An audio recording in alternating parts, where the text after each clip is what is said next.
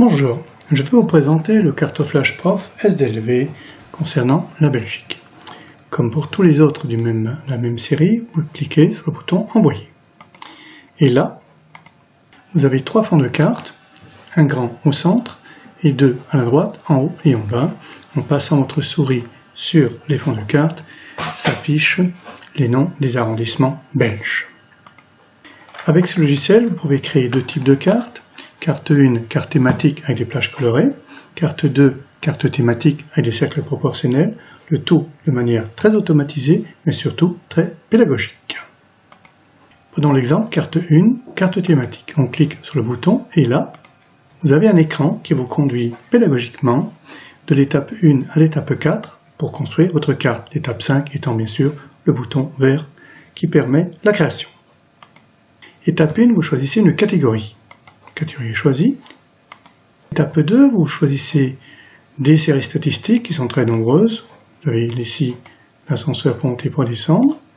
Vous en choisissez une. Indispensable pour une carte à plage colorée, la couleur.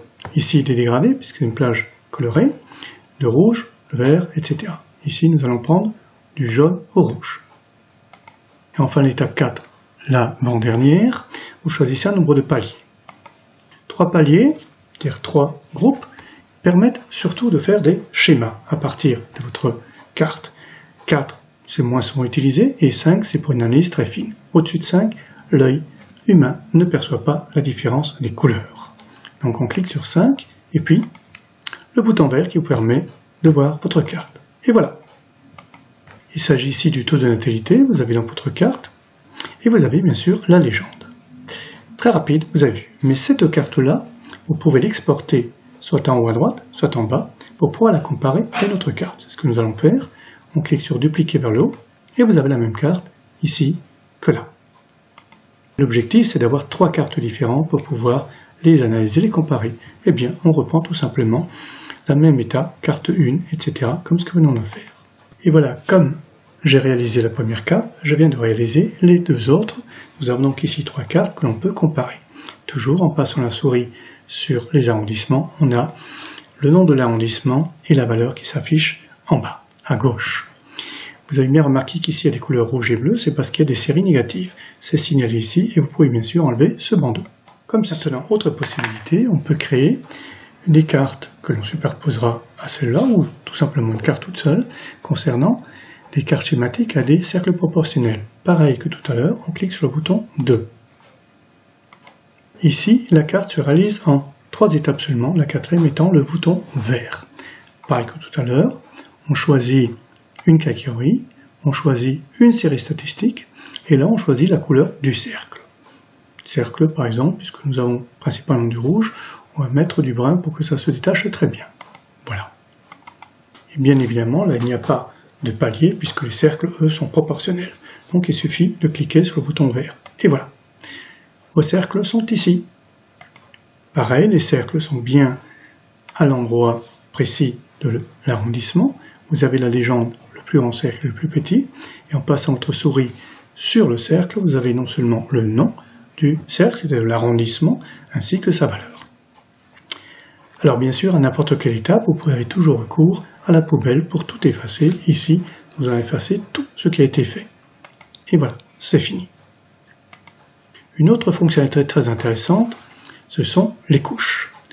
Ajout de couches, qui ici sont très nombreuses, des couches qui sont même des couches d'atlas, exemple le relief, voilà, avec la possibilité de gérer la transparence. Transparence pour simplement voir la carte que vous avez réalisée en dessous. Ou alors vous avez des couches tout à fait normales avec les fleuves par exemple. Alors bien sûr, vous pouvez débuter un cours sur la Belgique rien qu'avec les couches. Mais on peut aussi revenir à la présentation précédente en cliquant sur ce bouton ici et on revient au départ. Vous avez bien vu qu'on conservait toutes les couches. Je peux construire des cartes en dessous. Par exemple, pour la population. Voilà, je construis ma carte comme tout à l'heure. 5 paliers. Et voilà, ma carte est en dessous. Mais il est vrai que je ne la vois pas très bien. Eh bien, je poursuis tout simplement le dégradé couleur. Alors, je peux essayer de jongler entre la population qui est en dessous et les reliefs au-dessus. Ou alors, je peux tout simplement exporter la carte de la population en dessous, ici, et je peux comparer et mettre, bien sûr, une visibilité plus évidente de la carte. Je peux travailler comme ça. Mais ce qui est beaucoup plus intéressant encore, c'est de pouvoir dessiner sur cette carte. Je clique sur le bouton dessin, et là, je conserve bien sûr ma carte centrale, mais j'ai ici sur la gauche l'ensemble d'une palette de dessins, des outils de dessin tout à fait traditionnels, les couleurs, les traits, les cercles, les ellipses, et surtout ici j'ai l'ensemble du mini-graphe que je présente sur mon site, c'est-à-dire des figurés sur lesquels je peux cliquer et ils se reproduisent exactement là où je veux. Ici, ils ne m'intéressent pas, donc je puis l'effacer.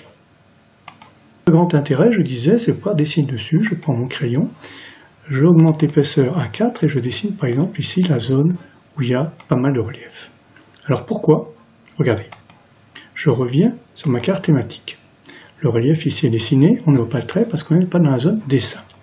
Je passe sur la couche ajout, j'enlève le relief, je sors de ces couches et je repasse au dessin et je m'aperçois que, effectivement, il y a un recouvrement logique. Relief et peu, ici, un jaune très clair. Je peux ainsi construire mon cours et présenter aux élèves un certain nombre de données, les dessiner, les effacer, les exporter, enregistrer le dessin, effacer, aller, revenu, tout effacer, ou bien sûr la petite gomme que tout le monde connaît. Ou alors je peux le mettre en couleur, très sympathique aussi, le pot. Il est ici, voilà. Et vous avez vu qu'ici, on a le contour du pays. Intéressant pour prendre des notes, que les élèves puissent prendre des petits schémas. Mais ce n'est pas toujours évident. Donc, j'ai conçu un contour schématique superposable. Et vous voyez bien que là, il manque quelque chose. Pourquoi? Tout simplement parce que le contour schématique n'a pas tout à fait les mêmes bases. Là, je l'ai rempli. Pour que les élèves puissent bien suivre et savoir où ça commence et où ça finit, c'est toujours un peu leur problème, il y a les fameux carreaux de cahier, qui est notre marque de fabrique. Voilà, les carreaux de cahier avec A, B, C, D ici, 1, 2, 3, pour retrouver, comme dans une bataille navale, où commencer, où finir le trait, et faire votre schéma au tableau avec l'aide de ce logiciel, et les élèves peuvent le faire sur papier avec vous. Évidemment, tout ceci s'efface avec la petite courbe ici. On repasse au départ, on efface le tout, sauf le schéma et les carreaux de cahier. Pourquoi? Parce qu'eux sont accessibles à n'importe quel moment ici. On peut les enlever, ici, sont accessibles à n'importe quel moment.